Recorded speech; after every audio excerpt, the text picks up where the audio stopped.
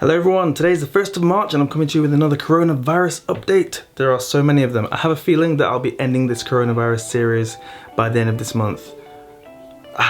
Who knows? Anyway, according to China, the virus is disappearing, except for in Hubei province, so we'll see. Anyway, today's numbers, 87,674 cases. I'll put the correct number on the screen because, as usual, every time I make the video, by the time I edit the video, the numbers have changed. So, the new numbers, okay. 2,994 deaths. Italy has yet to update the number of cases, so if they have by the time I edit this video, I'll put it on the screen now. Oh, I forgot I'm wearing this.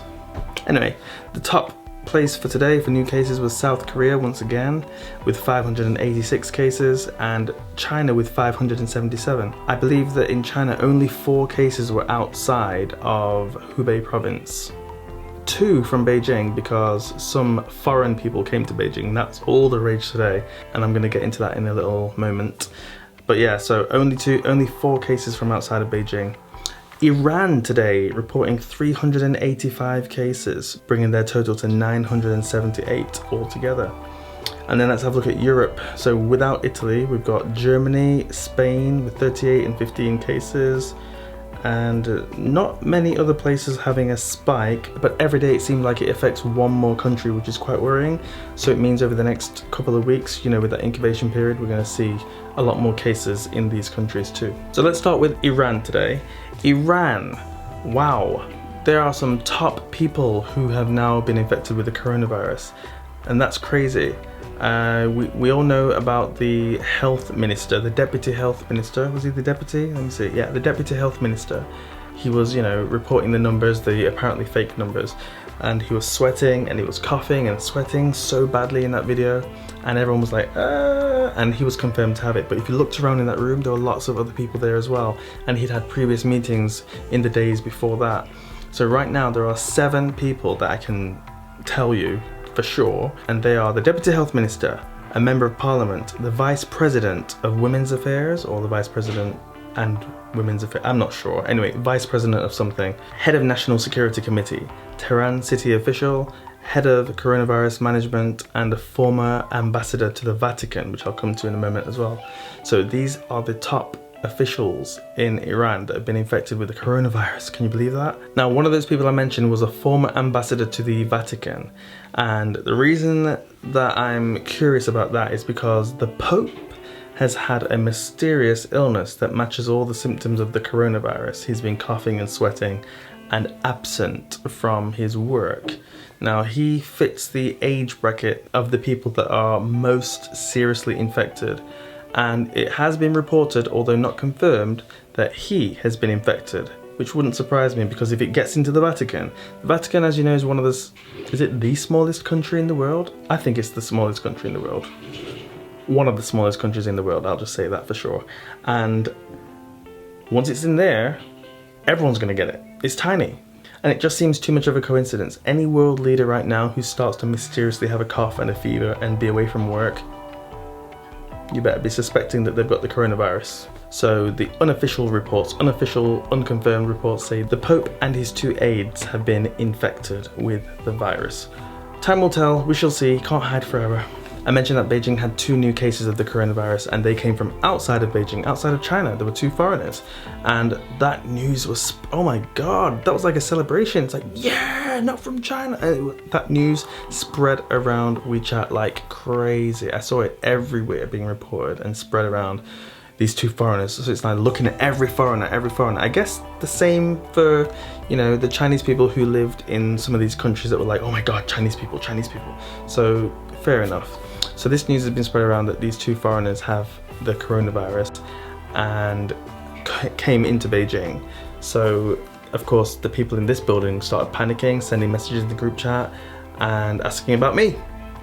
Asking when did I come back and what flight was I on, like specifically the flight and the day and the time so they can check. I was thinking to myself, oh my god, I went home for Christmas. I've been back in China now for what, 2 months? What is it? March now, so about just under 2 months. I think if I was gonna have anything, I would have had it by now.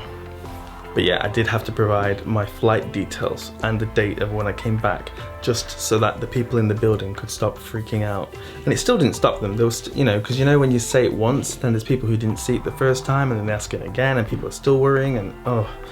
So I can imagine that's going around all of Beijing, and everyone in Beijing will be asking about all the foreigners that they see. When did you get back? Do you have the coronavirus? And stuff like that. And I've also just seen a report that a guy from the UK has imported the coronavirus to China. He flew from London to Hong Kong and then drove from Hong Kong to Shenzhen, and he had the coronavirus apparently. So that's another case of the coronavirus being brought to China from abroad, from the UK of all places. Imagine that. So, which is funny, which is going to lead me into my next thing, because I saw some reports about that guy that mysteriously had the coronavirus. I think it's a guy. He had the coronavirus in Surrey, and people were like, oh my god, I'm so shocked. Oh, it's right here in Surrey. How did it get into Surrey? Oh. And that's the thing. It's like right now, we've already passed the China thing. It's past that now. We need to stop focusing on people who are coming from China. It's everywhere. We need to start testing everyone. We can't just play catch up all the time. It's got an incubation period of 2 weeks. By the time you've identified it as a problem in a country and then you start saying, okay, people from there can't come here, it's too late. It's probably already traveled there. So like someone coming from Italy, like Italy has an outbreak like last week, and then you're gonna start to say, okay, well, people from Italy can't come to the UK. Well, if they're having the outbreak last week, it means that the people probably had the virus 2 weeks before. So 2 weeks of travel from Italy with people having the virus and passing it around and going everywhere within Europe, because people just travel freely in Europe. It's too late to start saying, once the outbreak has happened, oh yeah, we're going to restrict people traveling from that town in Italy. Stupid. And the same for people in the UK now, to be saying like, oh yeah, how's it come from China? Oh yeah, in this little place in Surrey. Oh yeah, how did it get here? It's everywhere now. Stop thinking about China now. It's in Italy, it's in Switzerland, it's all over the place. All it takes is for one person to have a meeting with someone that's infected, and then it's everywhere. You don't need to go anywhere now. It's everywhere. We already know it spreads from person to person. So yeah, there's a motorbike outside, I can hear it. It's so noisy.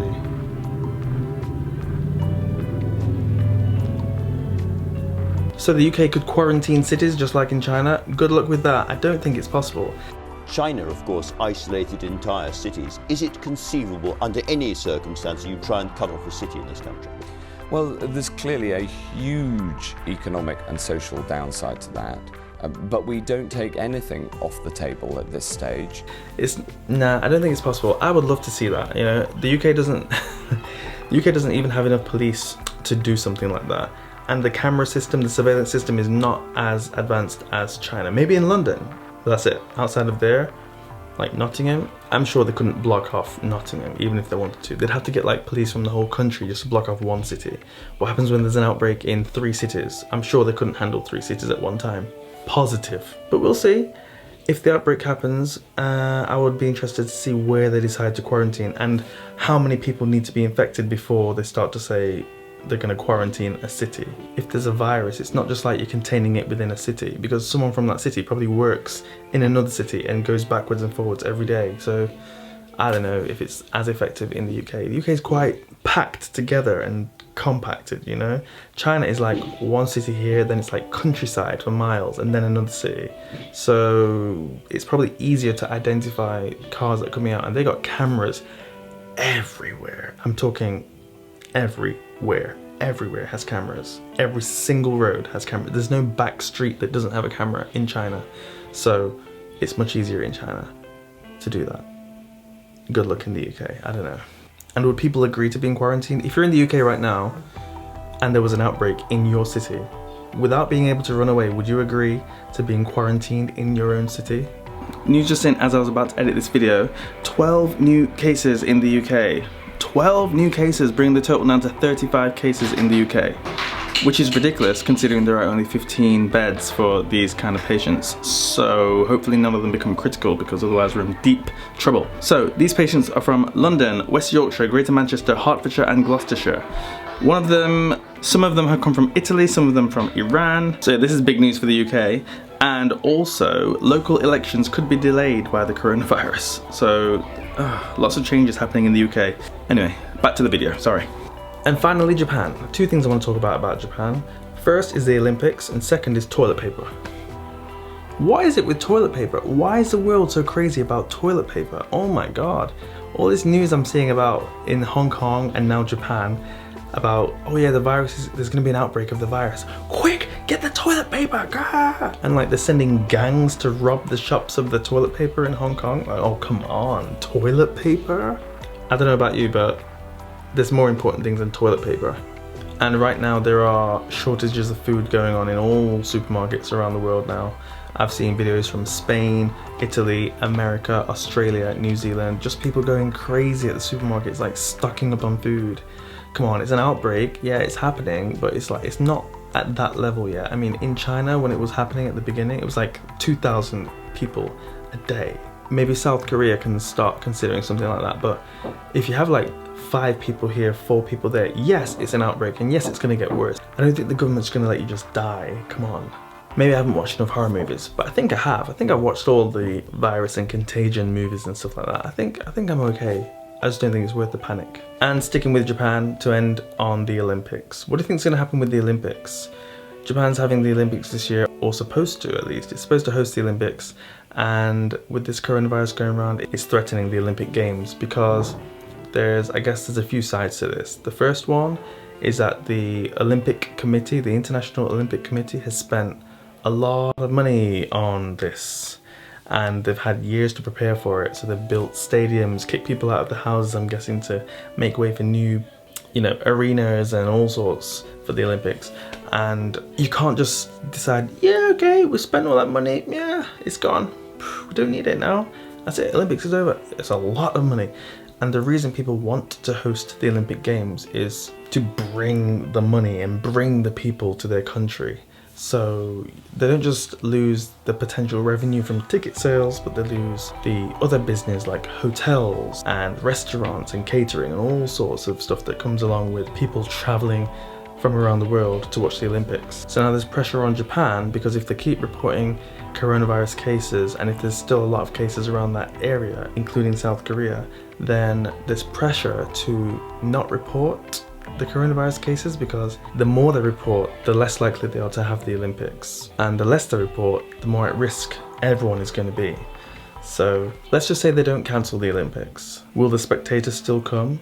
Will people still go through that just to go and watch people running a race, or swimming, or throwing a ball across a field? Will people risk their life to see the Olympics? Like, so many people in a crowd, you can't know if anyone there has the coronavirus, and it's just going to spread like crazy. Can you imagine? And will athletes come?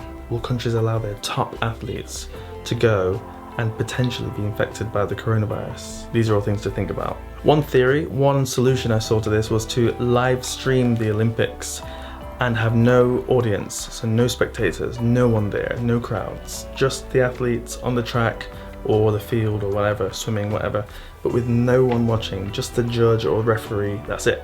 And just have people watch the Olympics online.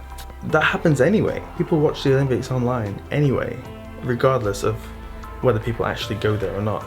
But I just don't know if athletes would still want to go to risk their lives, to risk being infected, if the coronavirus at that time is still a thing. Maybe this could all be over by the end of March, who knows? I don't know, guys, what do you think?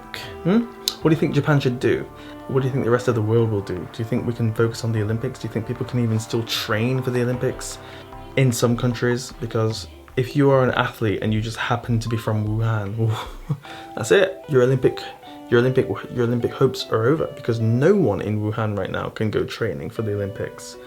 In fact, the whole of Hubei province, no one can do training. You can't go outside. So Olympic dreams from Hubei, gone. Anyway, what a weird way to end. I'm gonna end it here, so I will see you guys tomorrow. Hope you've had a good one. And any thoughts or comments about the coronavirus or what I've talked about today, let me know in the comments down below. Peace, bye bye.